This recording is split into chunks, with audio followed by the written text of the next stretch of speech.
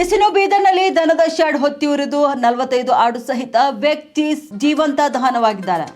ತಡರಾತ್ರಿ ಶಾರ್ಟ್ ಸರ್ಕ್ಯೂಟ್ನಿಂದಾಗಿ ಕೊಟ್ಟಿಗೆಗೆ ಬೆಂಕಿ ಬಿದ್ದಿದೆ.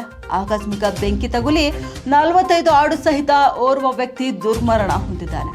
ಬೆಂಕಿಯ ಕೆನ್ನಾಲೆಗೆ 45 ಆಡುಗಳು ಸುಟ್ಟು ಕರಕಲಾದ್ರೆ ಅಲ್ಲೇ ಮಲಗಿದಂತ ವ್ಯಕ್ತಿ ಹೊರಗೆ ಬರಲಾಗದೆ ಸಜೀವ ದಹನವಾಗಿದ್ದಾರೆ.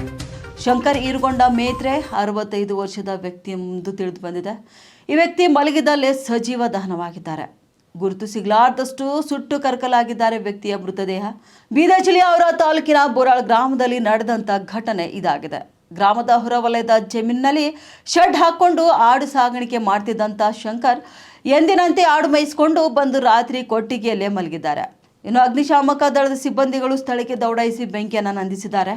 ಅಗ್ನಿಶಾಮಕ ದಳದ ಸಿಬ್ಬಂದಿಗಳು ಬರುವಷ್ಟರಲ್ಲೇ ಸುಟ್ಟು ಕರಕಲಾಗಿದ್ದಾರೆ ವ್ಯಕ್ತಿ ಹಾಗೂ ಆಡುಗಳು.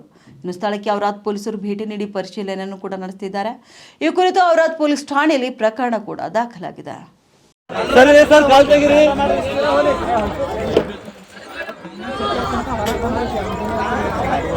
चालू